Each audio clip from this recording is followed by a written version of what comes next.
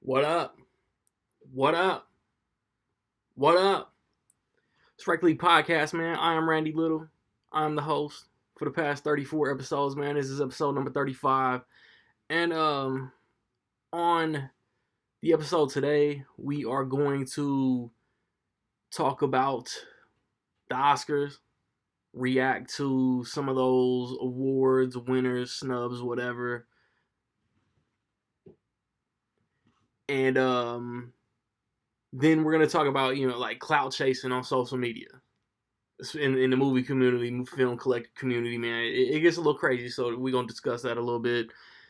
The NBA All Star Weekend, maybe that Wilder Fury fight, and then that of course bars. Come on, and then that Royce 5'9" album, the Allegory.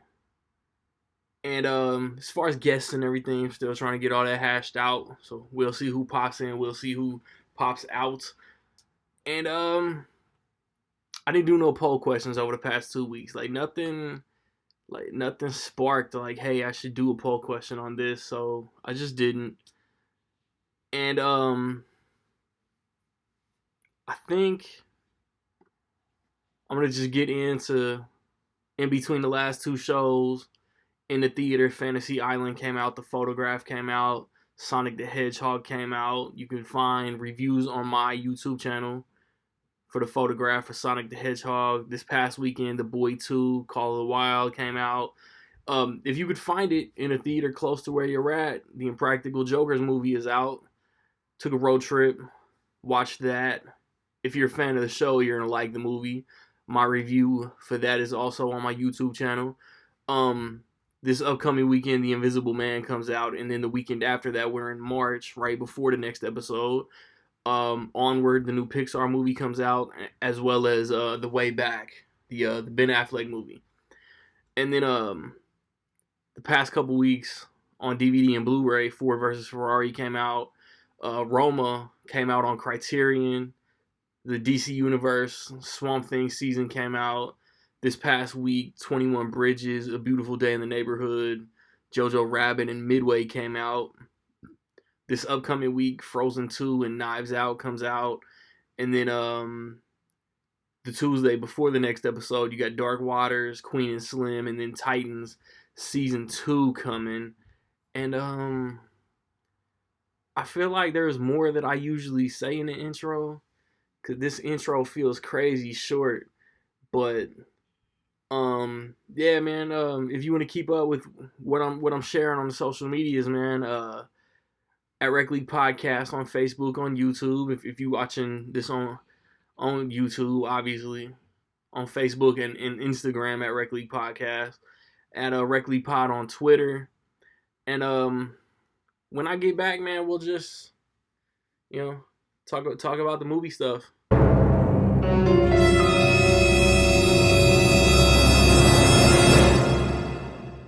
Alright, I know up top I said that I wanted to talk about two certain things, but I just remembered that it was Batman news. First, Ben Affleck been doing the interview circuit for The Way Back, which looks like Ben Affleck the movie, nothing to do with basketball.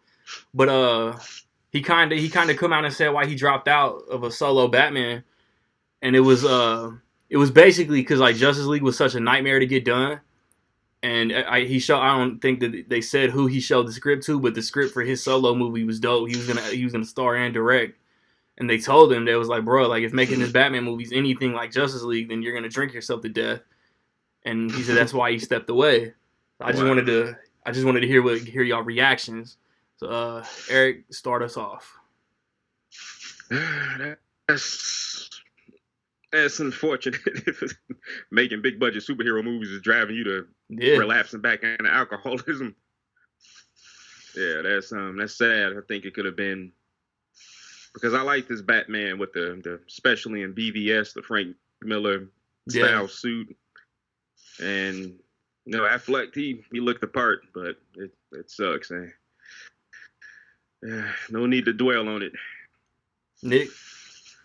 Yeah, I read that the filming for Batman versus Superman and everything coincided with his divorce. Mm-hmm. So it's just kind of like one thing on top of another thing. So I get it. Like it sucks, but it's cool. Some people don't have the capacity to take care of those things. Yeah. They just try to work themselves and distract themselves and ends up not working. So good for him. I mean, opportunity missed, but we'll be fine. Like, we have so many Batman movies. Yeah. I mean, like, yeah. If you guys watched or heard the last episode, man, you guys know that Affleck was my favorite on-screen Bruce Wayne and Batman, but it sucks, yeah. But also, I think before the Affleck stuff, Matt Reeves come out with a test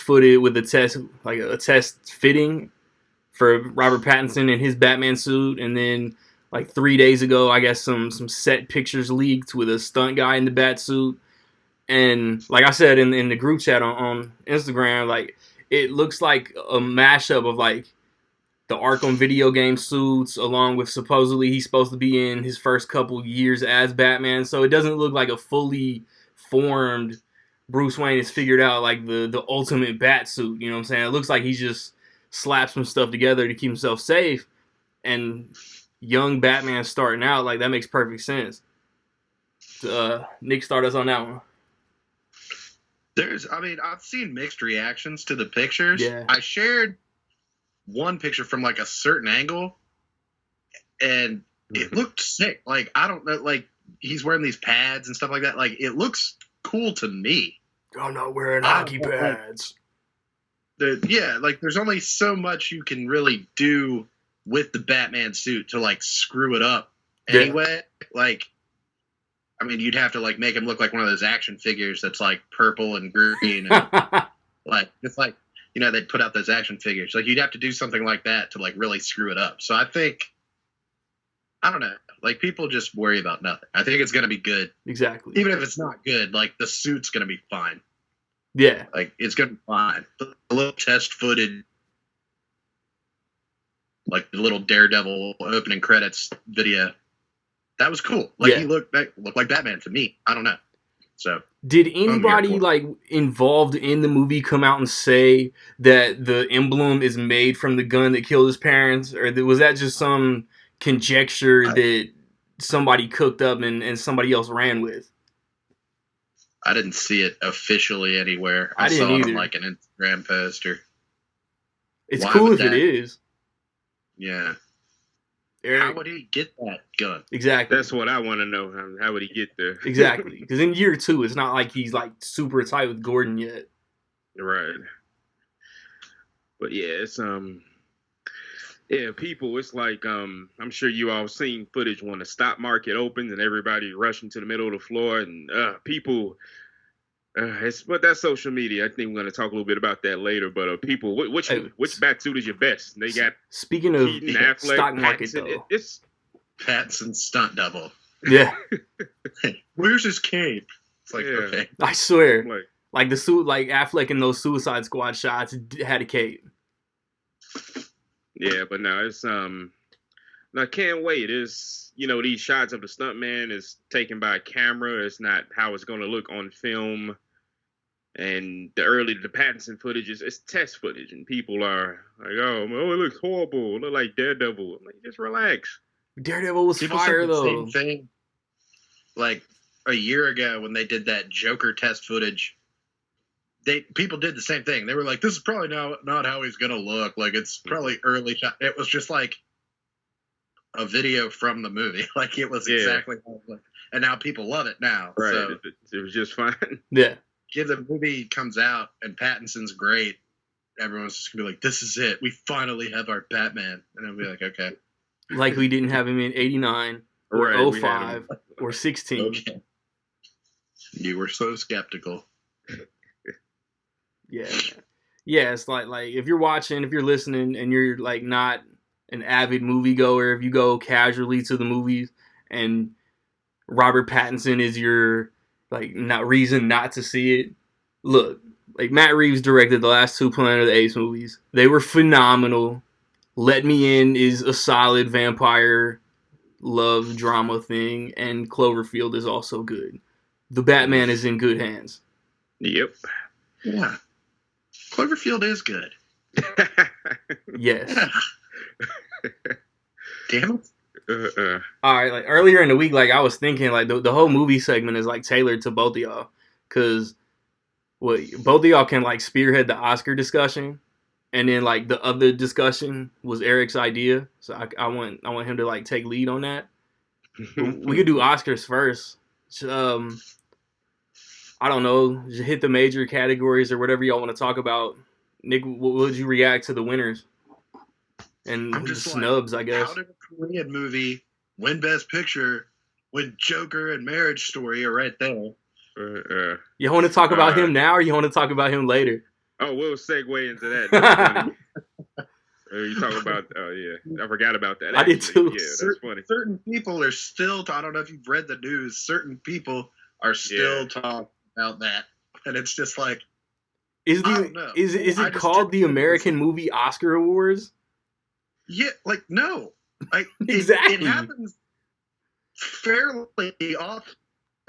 This is the first time. Yeah. So there's always going to be that fanfare. But it happens moderately often enough that like a foreign language film gets a lot of Oscar nominations and buzz and things like that. Like Roma was just last year. Yeah. Like it happens pretty often. I don't understand. Like I expected maybe like the woke culture backlash, but I didn't expect so much backlash for the fact that a foreign language film was the winner. Like it's just kind of I don't get it. Yeah. And most of these people haven't seen Parasite. Yeah. That are criticizing it. Like nobody really builds up. What I do typically year after year is I try to see as many of the Oscar movies as I can before the Oscar. It's just my thing. I try to watch them so I can invest into the show. A big amount of people don't see the movies until after the Oscars, including the voters. Box office numbers have. He's including the voters. Yeah, and it's like I don't because Parasite has been out to own for a few weeks now. Yeah, and it's still doing big money at the box office. Like it's doing great. So I don't understand how people can complain about something they haven't seen. If you've seen it and you think it's overrated or whatever, then that's one thing. Yeah. But I just don't, it makes me mad.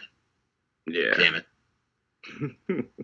And it's, Parasite, what's the director's name? It's Bong Joon-ho. He won everything he was personally nominated for, which is pretty cool. Yeah. So he took home. Yeah, exactly. He took home, 4 Oscars total, 4 including the International Film Award. He had the motherfuckers making out and shit. yeah. I mean, heck, that's... But yeah, it's, I was very surprised on the Best Original Screenplay. I really thought that was Tarantino's to lose. Yeah. But, pretty much, I guess it was... If it wasn't going to be Parasite, it was going to be 1917. Which would have been boring. Yeah, exactly. That's that would have been a boring show.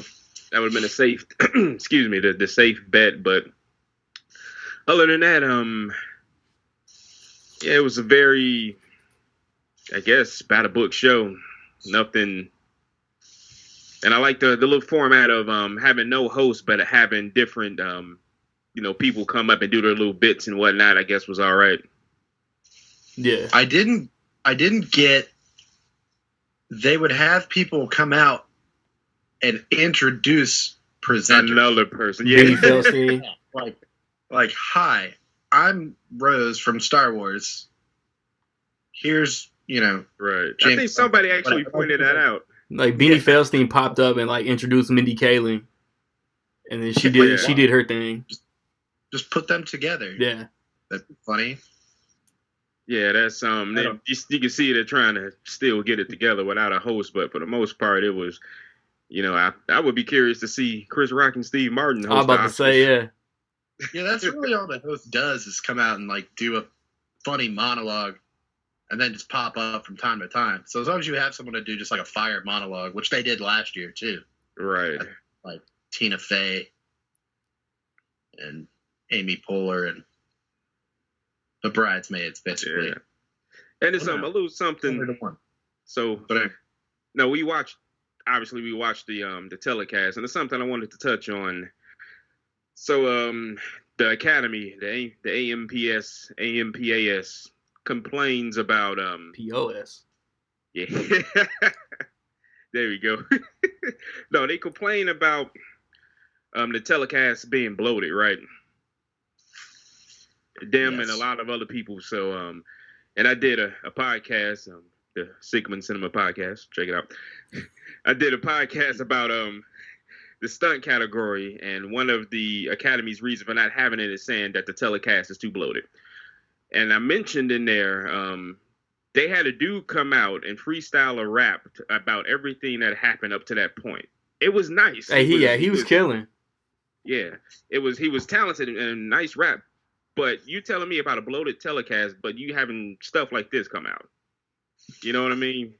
Who's ready for Eminem? Yeah. And Eminem after 18 years. Oh, 18 years later. 18 years. You know, so that's BS about it. There should be a stunt coordinator category. You know, it's just, I just wanted to throw that out there. So the excuse is BS about it'll be too bloated, you know? And like last year, they were doing the whole thing with like the popular film category. I mentioned that ridiculous thing. That would be a perfect way to integrate that into the show. It's like, all right, we're not going to give John Wick anything, but here's a stunt Oscar. Like, you know, it's like we nominated that and I don't know, whatever else. Like the Avengers probably would have gotten another nomination. Like, would have added a little spice. Definitely. But yeah, any surprises that as far as any of the wins? Brad Pitt. You can think of? No.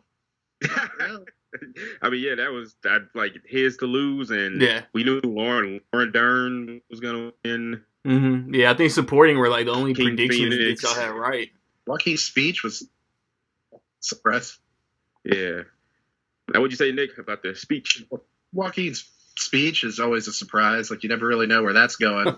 Yeah. It's like The Office. He says, sometimes I start a sentence and I don't know where I'm going until I stop talking. It was kind of like that. So, yes. Even though the best movie, I guess we all agree, if we seen Parasite, the best movie won, it was still by the books and predictable. Everything, we go back and look at the last video or the discussion we had, I think we probably hit a lot of the winners in the major categories. I think we hit every acting category. That's what I was going to say. Like, how off were our predictions? Yeah, not too much. It was best screenplay is probably my only wrong one. I thought Hollywood was going to get that one. Parasite got it. And adapted screenplay, we thought Little Women. I thought Little Women. Yeah, I'm not mad that JoJo won though. Right. That was that's probably the biggest surprise that Taika Waititi got that. But other than that, the only other surprise I could think of is production design by Once Upon a Time in Hollywood. Oh yeah. You know. And Joker won music. Yeah, and score. That was Elton John would win song. Yeah. Even though I don't know if that was the best song.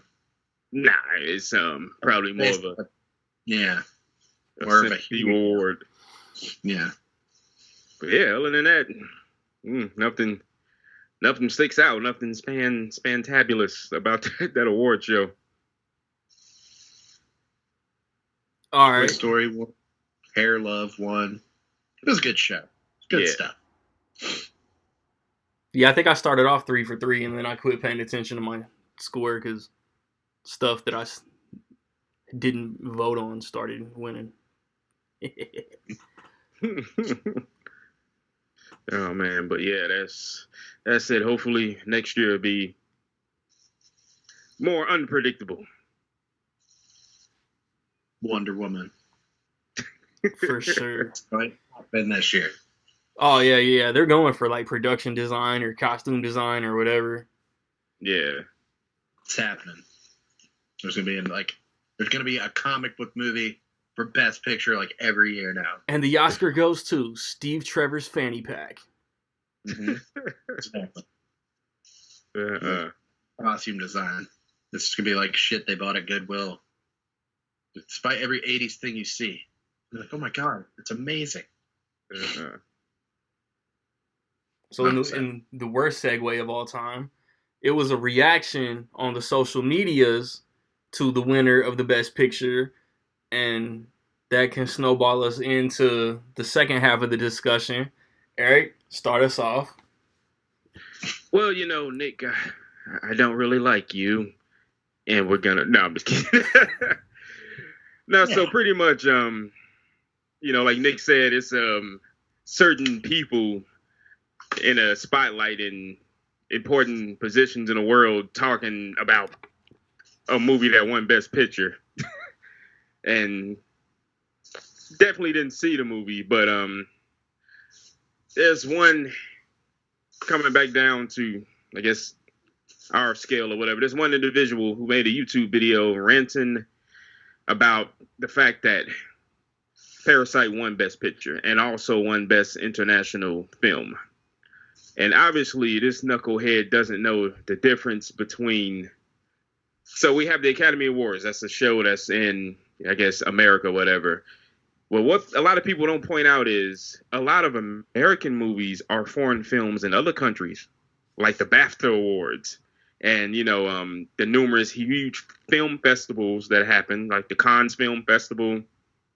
And this dude is saying that the international film category for the Oscars, or formerly the foreign film, he said that's the equivalent of Best Picture to them, which is not accurate. It's the International Film Oscar. That is what the category says it is. And Best Picture is what the category says that is. Numerous foreign films in the past have been nominated for both. Crouching Tiger, Hidden Dragon comes to mind. And there are numerous others. Roma, right? Was nominated for both. Yeah, most recently. So now it's very, these people, they,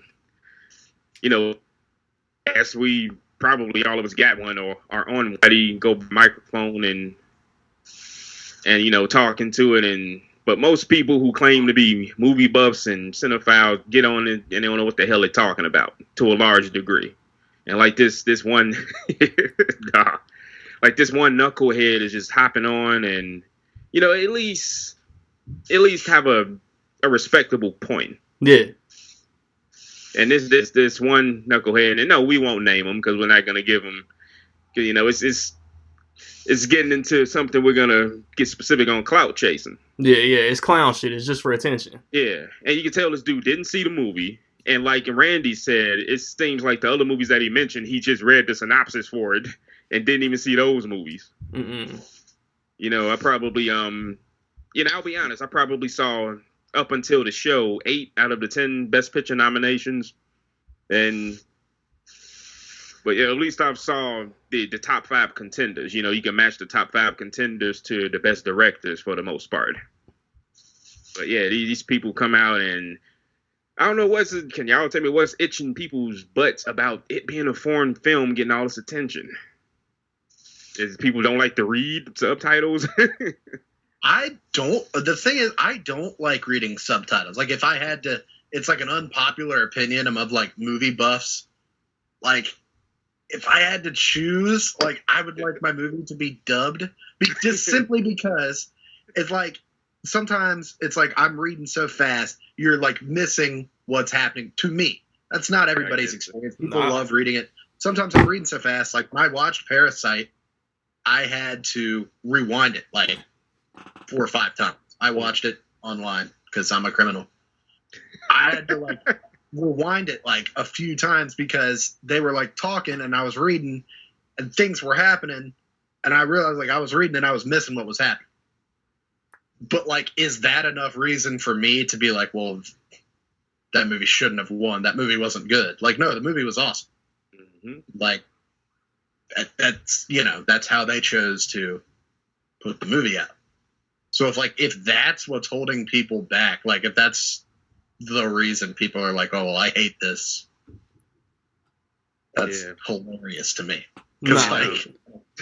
Old buddy is going on his tirade simply because it's a group of Asian, directors, actors, production, everybody involved didn't come from America, and like he like his Oscars like this, maybe like this because this is more than this, but he ain't never gonna say it though.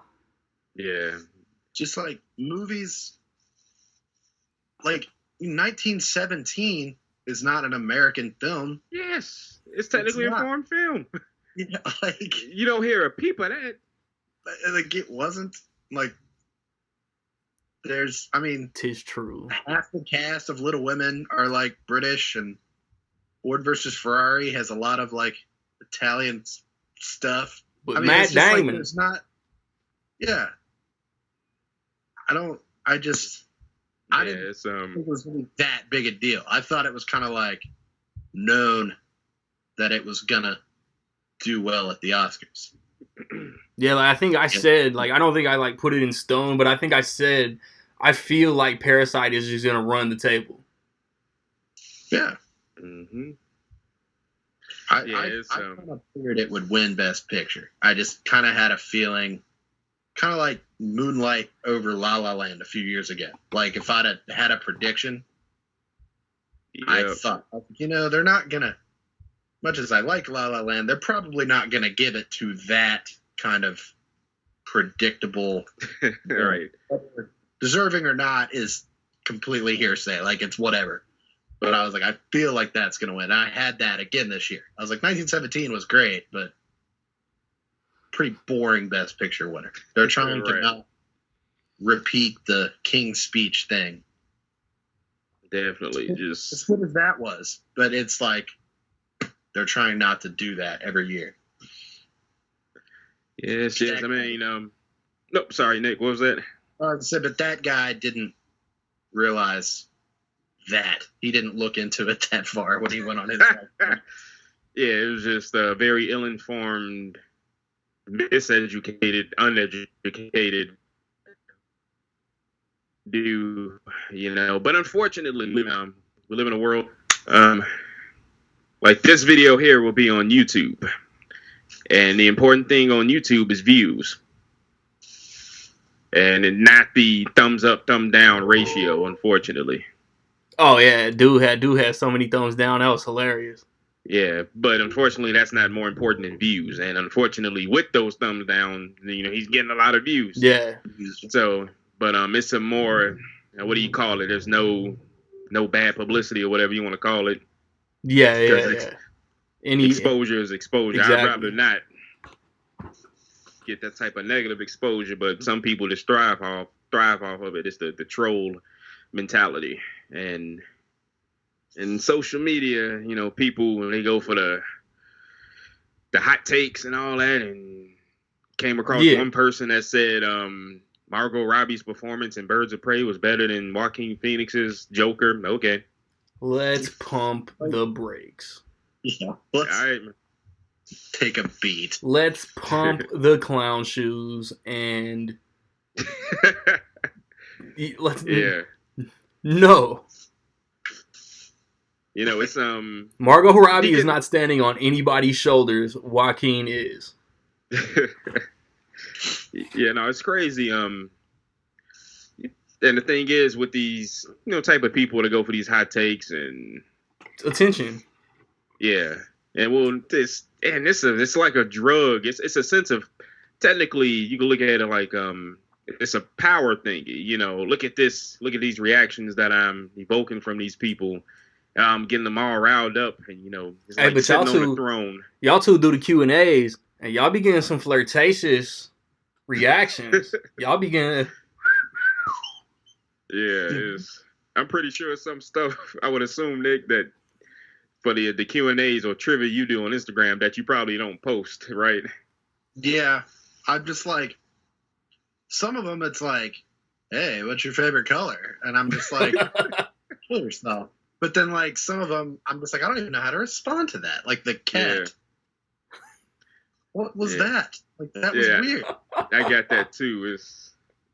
I don't even get how we get in there. Like, is it like there used to be these apps that you could download that it was like you could automatically like something that had a certain hashtag or like had a certain subject, and it was like you paid $1 and you automatically liked it, and then that got you people to follow you or whatever. It's like, are people still doing that? Like, that's the only thing I can think of where I'm like, how did they find my little story? I don't know. And that's the thing. It seems to be Instagram is well, they haven't cracked down on a lot of the spam is happening in the IG stories. Yeah. And it's horrible. Every time, you get like, hey, Sigmund Cinema, come check out my profile. And like, no. Everything. Like, it'll just be like, hey, the Nick Goodman, let's kiss. Yeah. No, it's going to get to that point. Yeah. Like, excuse me. Yeah, but a lot of people are, and you go to some of these pages, I don't know if you get them, that are actually sending these automated responses. And these are, some of these pages got like 14,000 followers, a large amount of followers, and they're trying to, like, come on, it's a more respectable way you could do that. You coming on my page and like, hey, the hell with your page, but check out my content. Yeah. It's like, if you're interested in the Oscars, I'm a Scandinavian DJ. And I'm like, how did you think I would be interested? Yeah, but it's I use the phrase hot takes, and it's an individual on Instagram who thinks Quentin Tarantino, the filmmaker, writer, director, is a hack. Never heard of him. And it's so obvious sometimes that these people are fishing for these reactions, and even sometimes people genuinely, they get so caught up in their own BS they can't separate themselves from this troll role from the real person, and you can see it. I'm like, man, and I love to have a debate or a discussion, whatever you want to call it, but people aren't with it. Like, I don't know if I told the Crow story. This dude, I think I hopped down my throat. I made a post about the '94 movie The Crow. Yeah. He didn't like it. I'm like, I was curious, like, didn't you like it? What'd you say? What was that, Randy? Nice on him. I thought you said something, my fault. But anyway, he said, I didn't like it. And I was like, why didn't you like it? He was like, oh, I just could have been better. I'm like, how so? And these generic responses. And he's like, well, it sucks because Brandon Lee died. I'm like, dude, everybody hates that happened. Yeah. What about the movie? I'm like, you're like, man, I'm not going to. Yeah. And he got into, man, I'm not going to give you a book report. I'm like, I'm not asking for a book report. Just give me a reason that people, they do these hot takes and they can't articulate themselves to explain their opinion. Yeah, like I showed y'all old buddy on Facebook a couple months ago, right? Yeah. Such and such worst movie ever. So why you ain't like it? I just didn't like it. Yeah. Like, I don't know. It's just almost worse to me than like someone not really being able to articulate a reason for not liking something is when they like try to sound smart about it. Like, they'll be like, I don't know. Like, I'll be like, why don't you like Fight Club? Everybody likes Fight Club. Why didn't you like Fight Club? They'll be like, it had an unfocused narrative. And I was like, no, it doesn't. Like, right. That's nothing. Like, what you're saying nothing. Like, these aren't words. Right. It's just a bunch of nothing. Like, what is, like, oh, it was sloppy. And even then, Nick, people say stuff like that. An unfocused narrative, that could be by design. That doesn't make it a bad movie. Yeah, that's like saying Memento has an unfocused narrative. Yes, like, no shit. Backwards. Like, these aren't, you're not saying things, you're just talking. And speaking of Quentin Tarantino, it's one gentleman I know in my personal life. He's a good friend of mine. He's actually a teacher. And he doesn't like any Quentin Tarantino movie that has non-chronological order, just for that reason. So that's like most of them. Yeah. That's damn near all of them. Yeah. He likes Django Unchained the best. I was about to say, I think Django's in order. Kill Bill, no. Pulp Fiction, no. Right. Is Jackie Brown? maybe Once Upon a Time, but yeah, maybe. But I'm like, why? I'm like, why this specific reason? This is his style of storytelling. It doesn't make the movie. It makes it more intriguing. Necessarily, let's make it better, or definitely not worse. But he couldn't explain. He was like, I just don't like it. It's unnecessary. I'm like, but it's what it is. That's what makes him stand out among other directors and writers. And it shows his ability as a great screenwriter. Yeah. Because that's not an easy thing to do. He writes his movies like that. He doesn't edit them after the fact. He writes the script like that. But yeah, that's just. But for Clout, I mean, Nick has probably the most Instagram followers out of all of us, but he doesn't brag about it. I don't think that's true. And but yeah, No. these people, they. I'm about to fact check that. If you're not getting, paid, I don't think that's true. I'll take it. I swear. But no, these people on here, you can tell they're breaking their neck. I can tell you're genuinely trying to build up your social media page. That's nothing wrong with that. But if you're crapping on other people, which a lot of these bigger movie pages do, it's not that serious, man. Even if you, Eric, dog, you got far and away more followers than both of us combined. I was gonna say, I'll take it. I'll take my clout. But no, I said that to be funny and also to make a point. Like, it doesn't necessarily really matter. Yeah. You know what I'm saying? I'm not seeing one single cent from those however many followers I got. I know people with way less followers who got sponsorships with they got sponsored podcast. And they're getting a check cut for their podcast. Damn, people got 20,000 followers and can't scrape up enough change to get a meal from McDonald's. Like that cat. Yeah. That's just a creepy damn. But yeah, flip those followers into into cash or whatever, Hours did y'all freeze up? I still have a business account. But yeah, I like my Instagram is like it's like an outlet. Like none of my other social media really is like plagued with movie stuff and things like that. My Instagram is just like, I can take pictures of these things and post what I'm doing. Like anybody I talk to outside of Instagram, like doesn't understand my Instagram. Like they're like, oh, Nick, you got Insta? And I'm like, no, we're not there yet. You can follow me later. Like add me on Snapchat or something. Like I'll be like, I'll tell people not to follow me, basically, is what I'm saying. Like I'm like, you're not ready. Yeah, but no, it's like, just like Randy has a separate Instagram page that's just dedicated to his movie collection. It's the best page on Instagram. If you aren't following, it's an awesome page. And Randy takes what can you call it? He takes a lot of hits. Randy, by every movie, whether it's horrible or it's great, you got to respect that. And at the end of the day, he'll have the biggest movie collection out of probably all of us combined. Hell no. Nick still got VHSs. Don't come at me. Yeah, you know what? That's true too. Nick, you'd be posting 4 different copies of the same movie.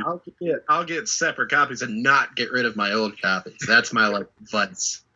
Yeah, but then still, you have a great collection to show off. You'll be able to, if you hit the lottery, build you a retro video store and put these. There's a lot of shit. There's a lot of why would you own that? Like, why would you have 2 copies of Pootie Tang?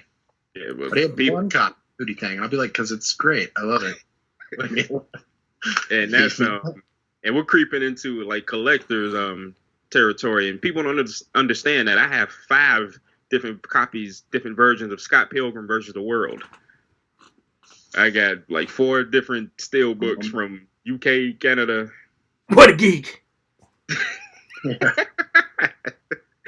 But people don't get that. Like, why would you do that? It's the same movie. Yeah, like, I'll see like if I like I said in the group chat, because did you ask for this reason? What's that? Yeah, about multiple copies. Yeah, like if the only time I'll rebuy the same movie is if I'm upgrading from a DVD, or if I'll rebuy and upgrade a movie because a cooler slipcover come out every so often. Mm-hmm. Yeah, that's Oh, and another thing, I don't know how we crept into this category. What do you all think about? I mentioned old school video stores. I believe it's the, correct me if I'm wrong, Lionsgate slipcovers, the VHS style. I'm not a fan. You know what I'm talking about, right? Yeah, I'm not a fan because I want. Forgive me, but I want Double Team with Van Damme and Dennis Rodman, but it's got one of those slips, and I just haven't bought it. Now, it's two different kinds. That's the one, the I Love the 90s one. I hate that. That looks corny. That's the one you're talking about? Maybe. I don't know, because I have was it MVD that put out Lionheart? I have that too, and I think it has one of those I Love the 90s stickers or Please Be Kind Rewind on it. Yeah. Hey, I have that too. That was just sitting right there. Oh, Double Dragon. Oh, man. I went to theaters to go see. I only buy good films from my collection. Hey, that's my boy is in there. Mark DeCascos from 3. Yeah. What's his name? Scott Wolf. Yeah. Alyssa Milano. But yeah, Robert Patrick, holy man, this dude broke out the Double Dragon. I don't know about like Twitter, or I don't even think there's really like a collector community on Facebook. I wouldn't know how to even find shit like that. But like just like film collector community on Instagram is crazy. It's like you got these dudes who will buy stuff and post stuff, and they'll get their ass kissed and just show off like all the love they get, and then. Like the Batman stuff, like everybody's posting this Batman stuff, like they're the first ones to discover the suit leaks and all this. Like that's the type of stuff that gets on my nerves about like clout chasing and stuff like that. Yeah, my stream that day was either video or zoomed in picture, or video of Pattinson. After like 2 different posts, I was over seeing all the pictures of the suit.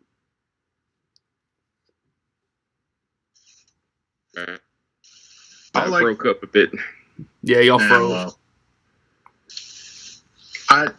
Everybody posted it like it was their own breaking news, which is whatever. Like, it doesn't bother me, but it's kind of like, because like I like to post things to like start a discussion. I'll be like, "What do y'all think?" Yeah, that's fine. Yeah, that's cool. This just in: Robert Pattinson in a graveyard, and I'm just like, it's pictures of Batman. Like. Yeah. What do y'all think? Like, I'll post a trailer and just be like, in case you missed it, here's the trailer. There you go. Let me know. Yeah, I'm not like. That's what Joe just did on Facebook. Comes the next film presenting to you. I'm like, people aren't looking at my page for their news. Chris Rock just slid me the trailer for Spiral. Check it out here before anywhere else. Yeah, check it out right now. And it's like. So, bro, like everybody saw Nick does that. In case you missed it, it's not an exclusive. Yeah, that's like in case you didn't see it, because I got a lot of friends who just aren't like, if they didn't follow me on Instagram, like they don't follow anything else like that. So like my best buddy will like text me like, "Oh shit, Minions," and I'm like, like you didn't watch that on TV, and he's like, "No, I'm watching Netflix with my kid." I'm like, "Oh well, yeah, well in case you missed it." Oh man, Spiral. Here's Minions. Here you go.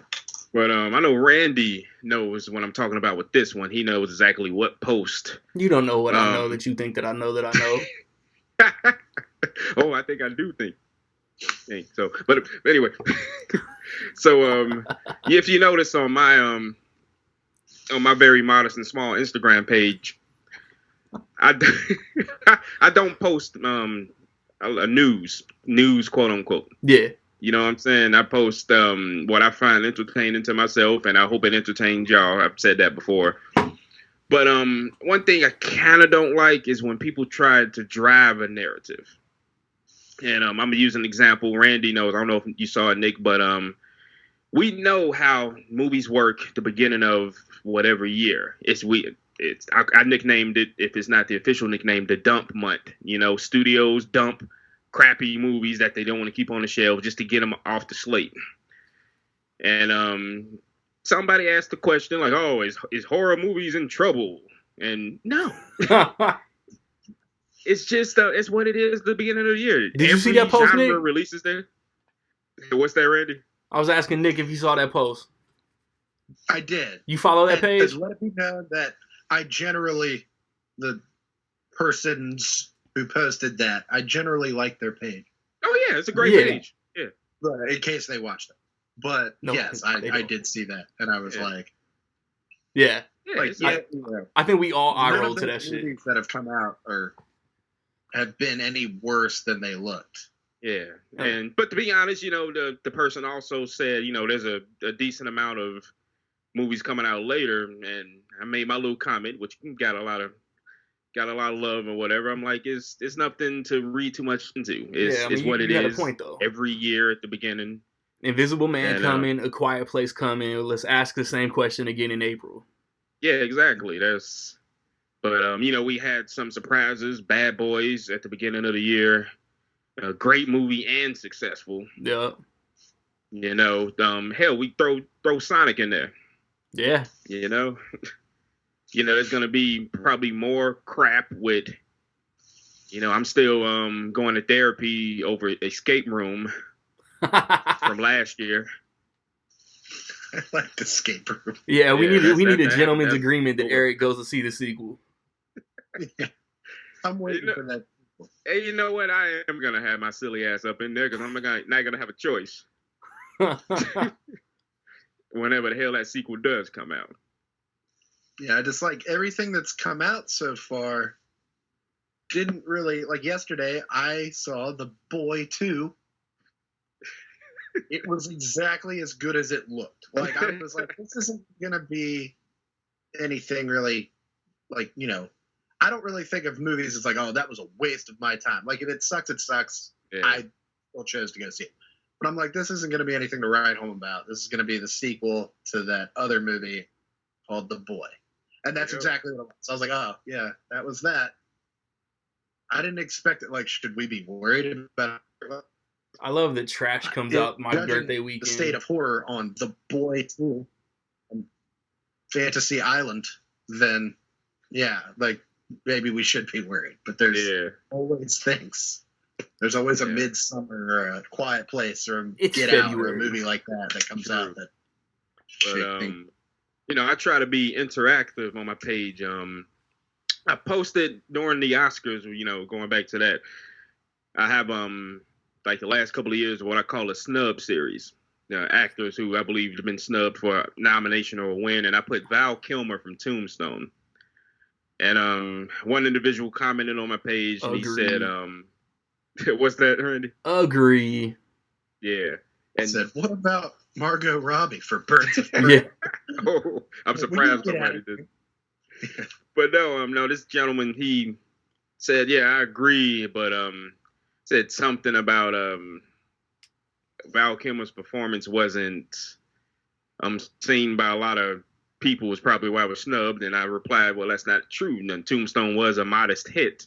And it was very well reviewed. But then he went on to say, well, it's not as good as Unforgiven. I'm like, well, where that came from, but that came out a completely different Oscar season, dog. Yeah. It's like, I guess. That's like saying it's not as good as like The Man with No Name trilogy from like 30 years prior. Right. Yeah. But then you all, I don't know if you remember what I did. I put a poll in my IG stories. Like, and I remember I said, I phrased it the way he said it. He said Tombstone was not on par with Unforgiven. And I phrased the question like that. And I said, is Tombstone on par with Unforgiven? And I believe it was a landslide. 79% said yes. Yes. And actually 2 people accidentally pressed the wrong thing, so it should have been more. And they told me that. But, you know, stuff like that. I try to... Let's go to the people. Yeah. But yeah, it's fun, but it shouldn't get sour like when you're having these debates and all that. Well, getting into stupid arguments. And this is years and years ago. Was that Nick? Name calling. No, yeah. He's someone who was around. Paul Walker. Yeah. When Paul Walker passed away, he came out with his last official movie is Brick Mansions that he filmed. Yeah, and I gave it a negative review. Brick Mansions is a remake of a movie called District B13 or District 13 with what's his name? David Bell was in both movies, the parkour expert. Okay, yeah. And I gave Broken Mansions a poor review, and this dude just went in on me. You're like, first of all, you got dog, N-word.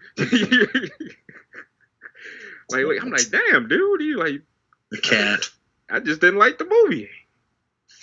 You're like, that movie made me feel more out of shape. That's what I remember about that movie. I remember watching it with a girl and being like, God, she's gonna go to the bathroom and bail. Right. Yeah. I just looked at it, I was like, sorry. Yeah, people get yeah, it's a lot of movies. You see 50-year-old Jason Statham, like, man. I'm like, but yeah, it's you shouldn't get, like you said, the name calling and being personal. Is it really that serious? Whoever just went in on you for your review and your opinion of that movie should be duct taped to a chair and forced and like Clockwork Orange, they eyes open and forced them to watch RZA in that movie on a loop. Oh no, RZA was. Like, we're gonna revisit Broken Mansions. Like, yay! I can't wait. Just sitting there, like, wow, you really do love this movie. Hold on, let me cut it off right quick. All right, I don't even remember what we was talking about before I cut us off. We were gonna get to one individual. We were talking about clout chasing and certain accounts, and how serious social media was and all that. Oh yeah. If this dude would have posted Batman pictures, he'd have already posted a Catwoman suit. Yeah. He didn't posted Paul Dano as the Riddler. He would have been already talking about the Batman sequel. Oh, yeah. Yeah. And what do you even start? I got it. We were talking about the Oscars. This in particular person had a lot of very unique things to say about the Joker movie. Yeah. Yeah, like weeks before Joker came out, I remember he was like giving these hot takes how bad Joker was, that Hustlers was better than Joker. What else did he say? He said something crazy. But it's based off the Hustlers Joker comparison, and anybody listening, watching that's familiar with it already knows. And there was a trend that he was saying that Joker wasn't financially successful because it didn't hit. Oh yeah, it needed a certain number, right? Yeah, that number. There you go. But but Birds of Prey has already hit that number though. Bet. Yeah. And he was trying to argue. What was that? I want to phrase it right. So Joker was was financially successful in a lot of categories, but one category in particular, budget versus gross ratio, was the most financially successful. Yeah. And this knucklehead misread it as the highest grossing movie of all time. He said, no, I think that's Avengers Endgame. I'm like, no, that's not what they were saying. They said talk about budget and gross ratio. And and then when he's wrong, which is 98% of the time, recognize the satire, clown. Yeah, he called it satire. Recognize the satire, clown. But it's stuff like that is just ridiculous, and it's almost sad. I mean, trying to be exclusive, like we were talking about earlier, trying to be the first one breaking news. I mean, and if you try to correct this dude and show him where he messed up, you get blocked. Yeah, and maybe that's what happened. Maybe we all got blocked. Maybe we just don't know. But then he has so many sheep and followers, and like y'all put it in the group chat that somebody like put on their story like, "Hey, where'd he go?" Yeah, a rather big page who does movie reviews and all that, and was asking himself. He blocked all of it. He was tired of our wrong opinions. That's funny. I said, you should be able to, dialogue and debate without just getting to that silly point of, well, I'm wrong, you're right. Everybody's gonna have their opinion, and for the most part, there is a lot of wrong and right. But for example, Nick thinks Double Dragon is the greatest video game movie of all time. Hey, these are just facts. We can argue all day, but facts. Why? Yeah, but seriously, and then in some cases there is just flat right and wrong when it comes to certain things, and this person probably still thinks the Joker isn't financially successful and came out and said that Cats was better than The Rise. He did, didn't he? I remember that one. Yeah, that's gross. Yeah. Oh, let's talk about the handshake deal. Yeah. Oh yeah. When Spider-Man and Sony and Disney went their separate ways, this dude knew in advance Tom Holland had a handshake deal to appear in whatever he needed to be in.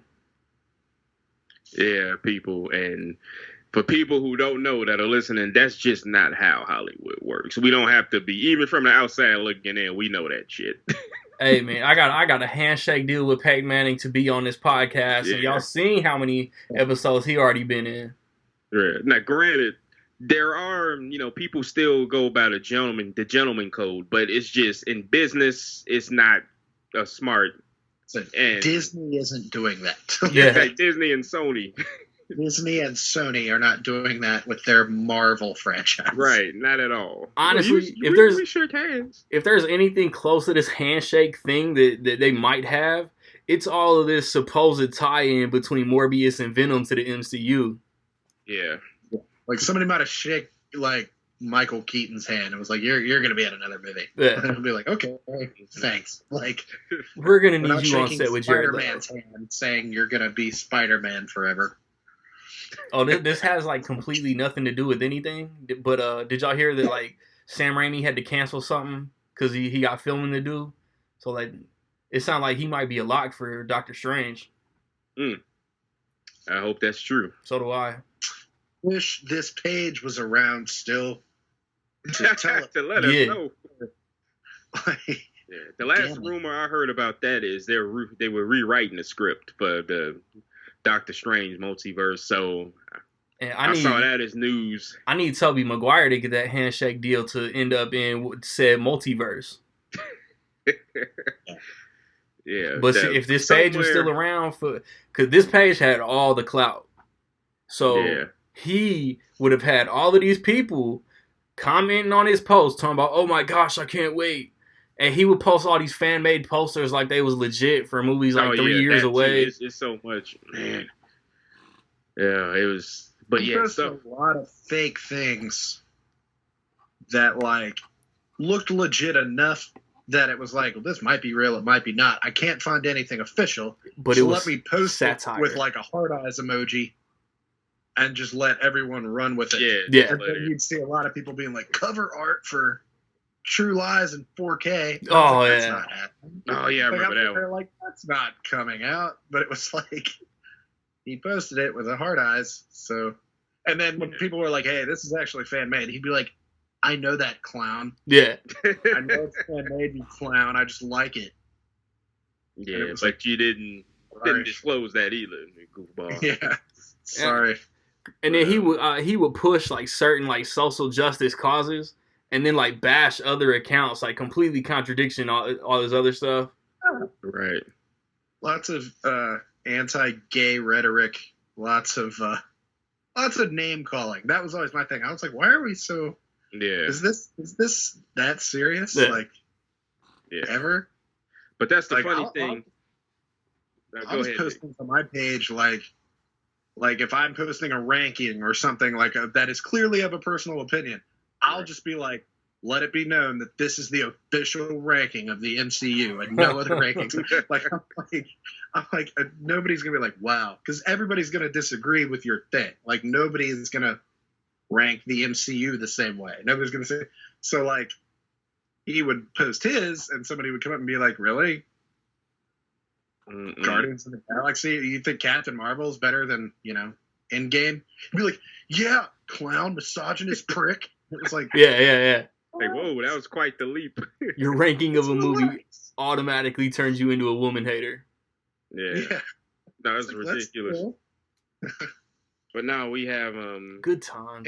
Pages like that, and a page like the other page we mentioned with the horror movie is in jeopardy. That page in particular is a very, very well put together page, entertaining page, and we like that page. And then the one we just talked about a few seconds ago was just like, man, you taking this a little too serious, dude. Yeah. Like, but no, it is what it is. It's social media. Any knucklehead with an connection and a phone can post whatever they want to post, have an opinion. That's the unfortunate part. But also, fortunately, every person has a genuine love for film, and they want to share the love of film with others can do so. And there's more of those people than, it's just. But it's at the end of the day, it's entertaining. You're right. It's all satire. At the end of the day, it's all satire. We just don't. Yeah. That's funny, but yeah, that's. Well, yeah, we'll have to, and don't forget to forward this podcast to said accounts. Oh yeah. I hope everybody that we was too scared to say their names picks up on who we was talking about. No, and it's not even about being scared of saying their name. It's just that it's like, what's that word we using? Clout chasing. We'd rather not just give you said clout. Because if you're watching this and you're like, I know who that is. Yeah, basically. That's the point. You'll figure it out. I mean, because we were talking about the knucklehead ranting about Parasite, he doesn't care about the thumbs down. He only cares about the exposure. Yeah. He wants people to see his hating opinion. So now I'd rather not contribute to that exposure. Yeah, it's like at the end, they're like, one day we're all gonna wake up and all this social media shit is gonna be gone. Yeah. Follow, people are not gonna know what to do. Oh my gosh, my followers, all of my likes, what will I do? Bro, you gonna wake up, put your motherfucking pants on, go to work, and live life like you did in 2003 before you had any kind of MySpace or any of that bullshit. And Randy, great example. You said something earlier about Twitter. You notice when it's even a hashtag for it. It happens so often. It hasn't happened in a while. When Instagram goes down, everybody runs to Twitter. Yeah. And the Twitter community basically makes fun of all the Instagrammers. Yeah. And basically Facebook is in the same boat as Instagram. Right. They usually go down and simultaneously, and I don't know, y'all need to talk to Twitter and see who they're getting their servers from. Yeah. But yeah, that's just, like you said, at the end of the day, it doesn't. It's all fun and entertainment, man. Like, none of this matters at the end of the day. Mm-hmm. For me, social media is turning into the new newspaper. Like, I'll read social media, go through the current events. Okay, this is what's going on. Okay, let me try to look up some movie release dates. Mm-hmm. Yeah, and there are some people who are genuinely trying to push a legit business. They want to try and make money, but some people don't even care about the money. They just want exposure. It's just, I'm like, why? You just want. I post things on my Instagram on kind of a day-to-day basis. Like if I'm planning a binge watch for a movie or something like that, I post them day by day. And it's like, I know in my head, it's like, oh, I got to post this to the gram before I go to bed or before I watch it or whatever. And like, I got my Instagram like blocked or shut down for like 3 days over the summer. Yeah, that was the worst. It was like, it sucked, but I didn't when it happened, I was like, oh, well, shit. And I was just like, I'll just post my stuff when I come back. So over the course of 2 hours, I was like, in case you missed me, I watched this, and then I watched this, and here's this, And here's this. Like, it just wasn't like, nobody was like, oh, I missed you, bro. And like, nobody was like, I was wondering where you were. Like, it was just kind of like, here's your like. And I was like, oh, thanks. We're back to where we were. Yeah. This is life. My life was otherwise unaffected. Yeah, that's... it is what it is, but what can you do? You shouldn't let it affect you. Unless it's affecting you financially in your personal life, it should really no reason to affect your personal life. The life of a social media influencer is so tough. Oh, man. But yeah, it's good. That's good stuff. We've roasted those fools. It wasn't even really a roast. We just put it out there as it is, you know? Yeah, like I feel like I wanted this discussion to be like some people just take this social media shit too serious. Yeah. Now what you say, Randy? You broke up for me. Man, y'all broke up on my end, so hot. Yeah, just some people just take this social media stuff too serious, man. But dope conversation, man. When I don't know what's gonna happen in the next 2 weeks. We'll figure out something to talk about. But when I return with the sports segment, we're gonna talk about that Fury and Wilder fight, NBA All-Star Weekend. It is Rec League Podcast. Hopefully on the video I'm not still getting Thanos snapped away.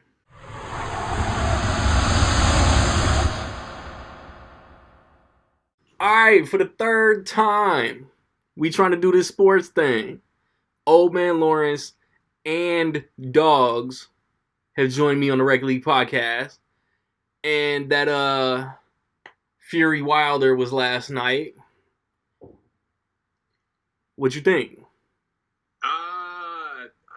Respect to the hat, by the way. Just now noticed it. To the goat. Yeah. It was a good ass fight. You know, it was part two. They fought back December of 2018. So a little over a year now since their first fight. First fight went 12 rounds. It was a draw. A lot of people thought that Tyson Fury won that, even though Deontay Wilder scored 2 knockdowns in it. I actually thought Fury won that first fight also, but I'm not mad at the draw because I thought that some of those rounds were like super hard to score. I mean, you got rounds where Fury was landing 5 punches and Deontay Wilder landed 3. You know what I mean? Like, how the fuck are you supposed to score that? Yeah. Like, if you gave it to Tyson Fury, like, that's fine. But if I gave it to Deontay Wilder, like, you really can't say nothing because 8 punches landed. So the first fight was really, really difficult to score. So I had no problem with the draw, but like I said, I thought Fury did enough to win. And I wouldn't even been mad if Wilder won the first one, really, because he scored those 2 knockdowns. Yeah. But yeah, the second fight, it was last night. Las Vegas, part 2. The build-up to this one was much bigger than it was for the first one. It was co-promoted by ESPN with Top Rank and the PBC on Fox.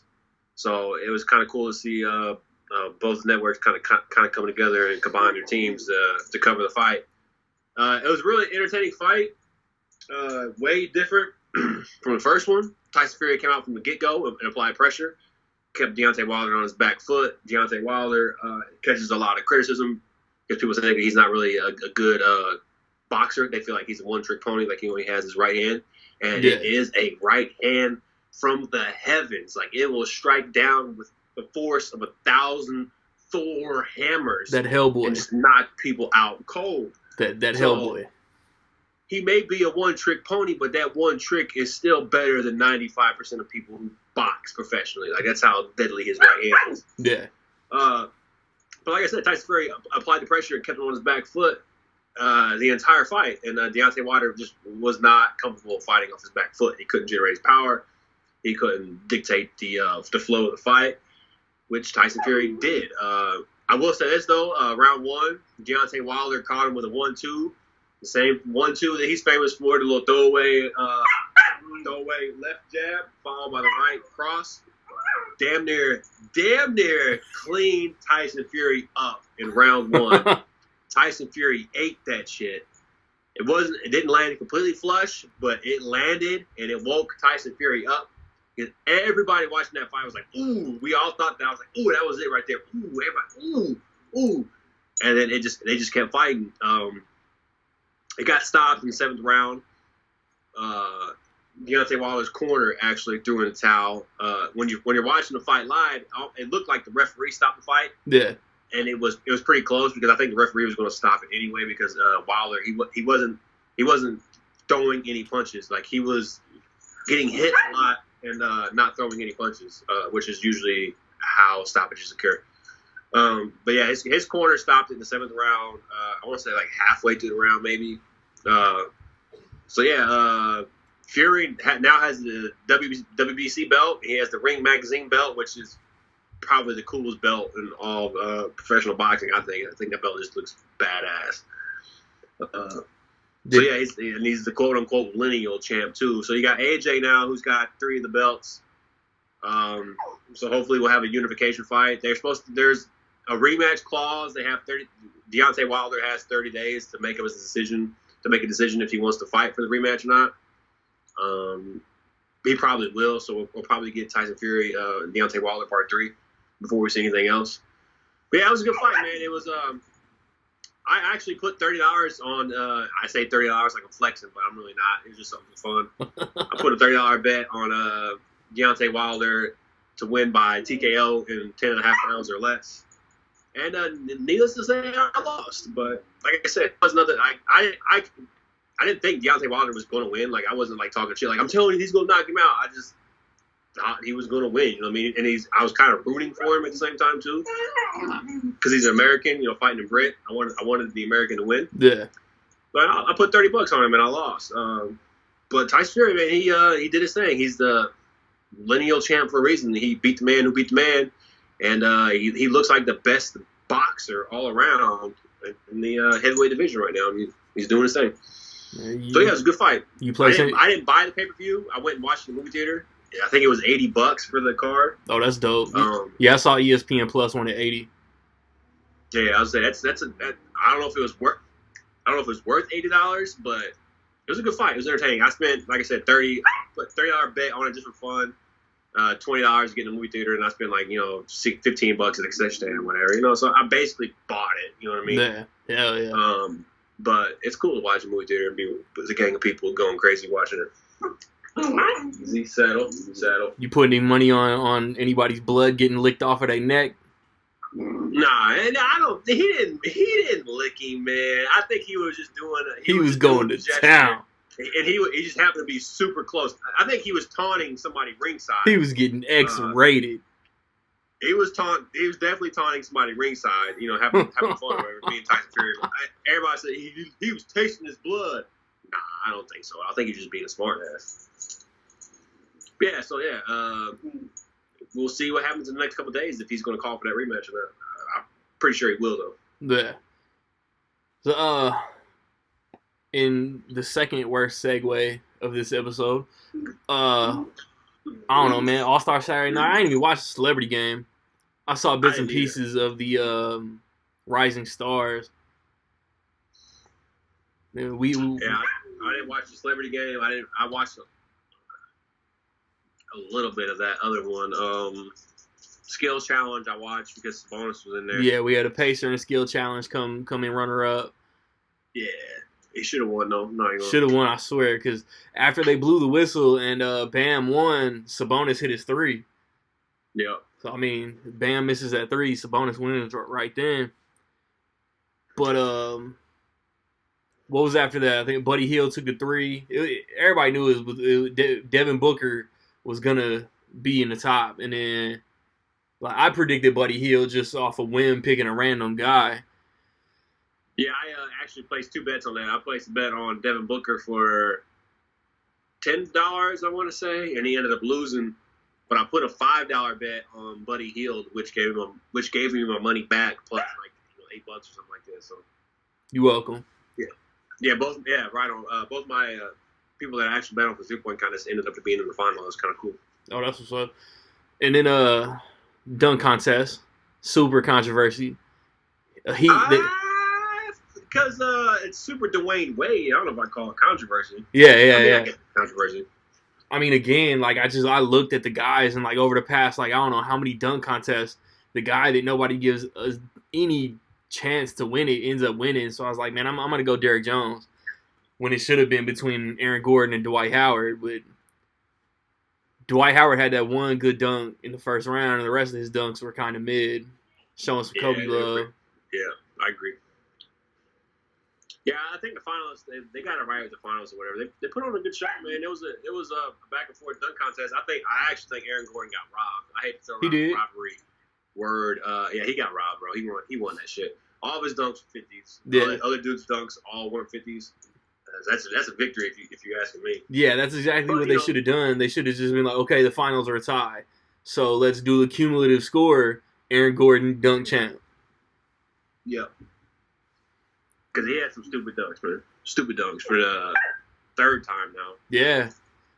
Yeah, because one of Zach LaVine's wins should have went to Aaron Gordon too when he jumped over the mascot. Ooh, I don't know about that. I think LaVine. Nice.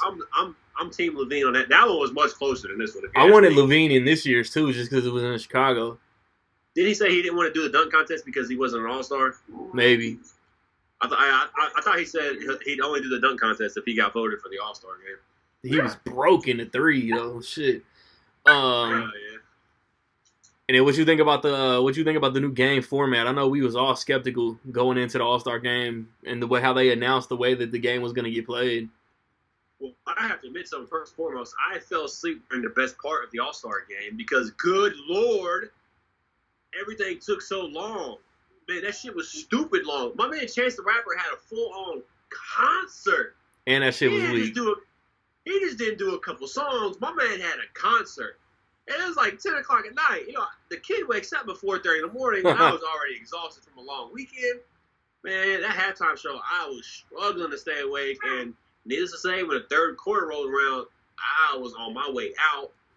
And, yeah, I dozed off and missed the entire fourth quarter of the All-Star game. And I woke up and it's like, oh, it's the best All-Star game ever. Oh, well, screw me, right? Being tired, having responsibilities. But, you know, I caught the highlights of it, you know, so I got the Super Bowl, dog. Just of what happened or whatever. We in the same bowl? Yeah. No, whoa. Super Bowl is way different than an All-Star game. Let's not compare this. No, it's not. No way in the world I'm missing the Super Bowl. Man, I don't wear this modern day, if it just happened and it was good, it's the best ever. It wasn't the best All-Star game ever. Let's chill. First thing we got to do to make the All-Star game good again is let players wear their home and road jerseys like they used to, and just put a little All-Star patch on that. But yeah, like, see, I don't know, because I think some of the All-Star jerseys from the 90s were classics, bro. Phoenix. So I'm okay with All-Star jerseys or whatever. Just don't put no more sleeves on them, man. That was the worst shit ever. Yeah. I feel you on that. But man, like All-Star game in Indy next year, the jerseys are gonna be weak, man. They're gonna be race themed, like racing stripes, checker flag. No, they're not. Don't speak that into the universe. We're keeping that. No, I'm tired of Indiana being known for exactly. No, I'm over it. What else is Indiana known for? Racing. Man, corn and racing. I'm tired of this shit, man. That's what our city jerseys are: racing, checkers, and corn, like corn bros. Bro, no, we're changing. What else are we gonna get?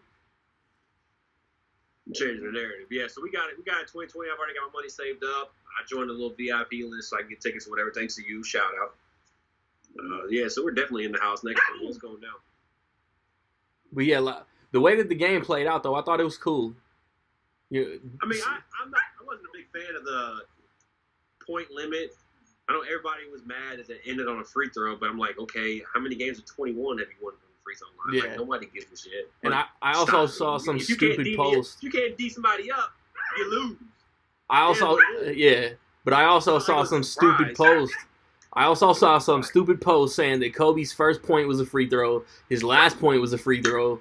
He made the free throws with torn Achilles, and like that being like the RIP Kobe All-Star game. It was kind of cool.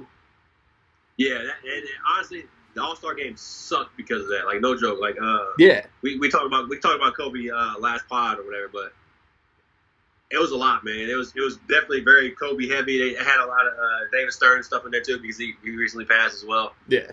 But yeah, definitely some tearjerker moments with the all the Kobe stuff. It sucked, man. It sucked big time. For sure. Yeah, but dope to see him honor him like that. But the simple fact that we lost him and he's gone, that shit sucked, man. It was hard to watch. The All-Star game started at 8:00, but there was so much stuff beforehand. Yeah, there was so much pregame. Man, it was so much pregame. Like, oh man, I damn near dozed off during it. Then you got Jennifer Hudson did her tribute. Anthems. There's like 5 national anthems. Like, good lord, what are we doing? Man? Kobe did Common did player intros. The next year, I know it's in my home city and I'll be there, so it doesn't really matter regardless. But for the people who are not in the home city, list what time all the festivities start, and then list what time tip-off is, so the rest of the world can actually just watch the tip-off. That's all we care about. All the other stuff, that's great. That's great for the host city. Oh, you want to have a concert? You want to have everybody come out and sing? You want to honor all these people? Yeah, do your thing. But it's that for the host city. The rest of us, we just want the tip-off. This shit started. It took forever. Yep. Yeah, dope All-Star game though. Yeah, but they say next year and for the foreseeable future, it's going to be the same format. We'll see how it goes, man. I don't know. Yeah. I didn't hate it, didn't really love it either. So, it's All-Star game. Who cares? Don't change the NBA Finals. Thank you. We about to spin this through the revolving door right quick and come through and come back and talk about that Royce the 5'9" album.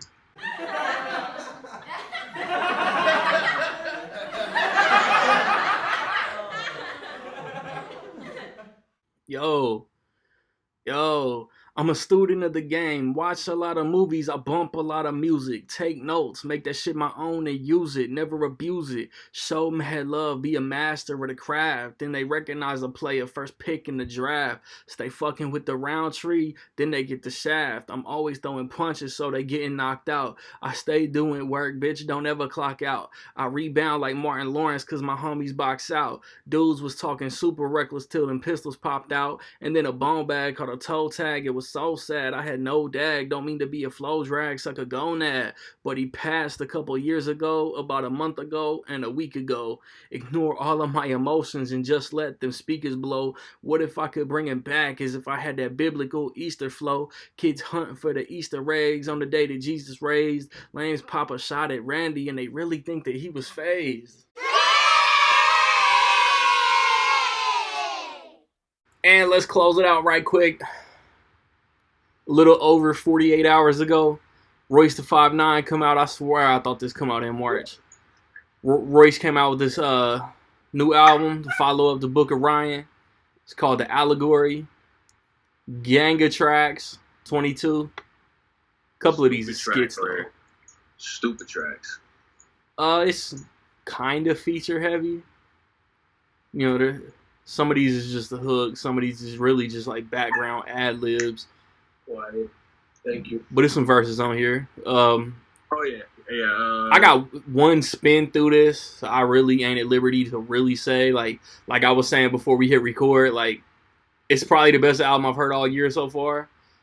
I don't like it more than Book of Ryan. I dug the production. Yeah, my initial thoughts were the same too. After the first spin, I was like, dude, this is a crazy dope album. But I was like, it's not as good as Book of Ryan. But honestly, saying that now, I'm on my like third or fourth spin, and it's growing on me. Like most albums you get from the best in the business or whatever. You know what I mean? Like the more and more you listen to it, the more and more you pick up or whatever. Yeah, this album is fucking amazing. Honestly, it's really good. It's got a lot of heavy topics in here. Especially on the tracks. Like Fubu and stuff like that. He's got the skit on there where I don't know where this guy comes from, but I'm pretty sure he was on. I heard him somewhere else. I want to say it was the Sky Zoo album. Which one? It's the white guy. I'm assuming he's white, but he's talking about how he hates black people. I hate the N-word. Oh yeah. I don't know where these the black man's clips, favorite shoe skip.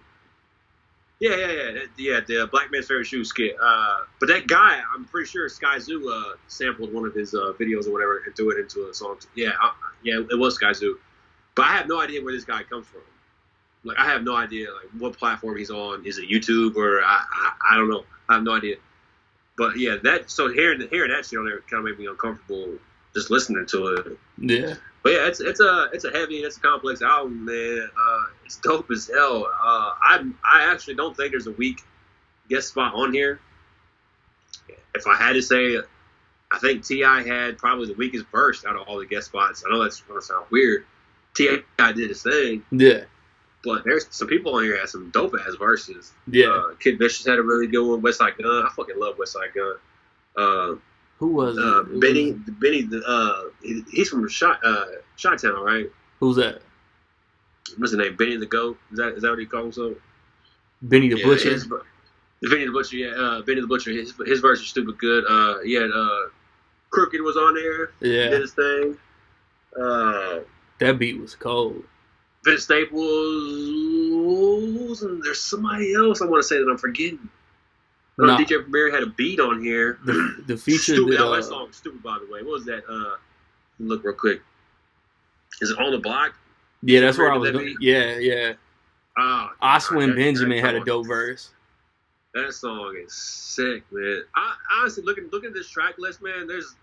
It's a little skit heavy for me. I don't like albums with a lot of skits. I really don't. Yeah. All these skits, they serve a purpose on here, so they're not really like throwaway, serve no purpose skits. I mean, they have a reason and purpose on here. That fits the album. That surprise Eminem skit. And the Eminem, I didn't know that was Eminem the first time either. When I first heard it, I was like, no. Who is this? But the second and third time, when I listened to it the second time, I was like, oh, dang, that's Eminem. That's kind of dope. All right. He made some really good points on that skit. Pendulum was good. On the Block by DJ Premier was really good. Overcomer, it was his lead single. That was dope. Thou Shalt with Kid Vicious on there was dope. Fubu. Yeah. I don't think there's a weak track. Yeah, Fubu was dope. The Rhinestone Do-Rag, it was kind of a dope concept. Yeah. Google that. Yeah, it was dope, man. So far, I think it was unquestionably album of the year. I don't think there's anything that can even get close to it right now. But, hey, we're still early. February. Yeah, it's only February. So I'll probably right now, it's 4, probably be 4.5 by the time this week is up. Just being honest. Royce is one of my favorite rappers. Yeah, that's where I'm at too, man. When he came back out with Prime and Prime 2, it kind of reminded me like how dope Royce was. But the Book of Ryan pushed him up into the upper echelon, like securely pushed him up in the upper echelon. Like there was no doubt no more after the Book of Ryan. I've been checking for Royce. I know he's been around since like the early 2000s, but when that first Slaughterhouse album came out and that Bad Meets Evil came out, then Bar Exam mixtapes. Royce been elite to me. I wasn't really up on the Bar Exam mixtapes. I'm not even gonna front. But I remember when freaking Boom, one of his first big singles came out back in the day. That DJ Premier beat was stupid, man. Stupid good. Yeah, Royce has been doing this thing for a long time. Yeah, I think when I had Napster, bro. I discovered Royce from Napster. Super throwback, man. The kids don't even know what Napster is, man.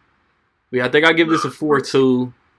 And again, like I think I said before last episode, man, if something drops on the fly, we'll talk about that. If not, we'll come up with something to talk about, man. So RTJ4, baby, please. Bro, I hope, man. I think I saw LP say before Coachella, but I don't know when Coachella is. Yeah, I couldn't tell you none of that festival stuff either. I'm too old for that shit. Yeah, so I know they posted saying it was done. So yeah, LP said it was done. But man, you got thoughts, opinions? Drop a comment, voice message on the audio, man, and y'all just chill until the next episode.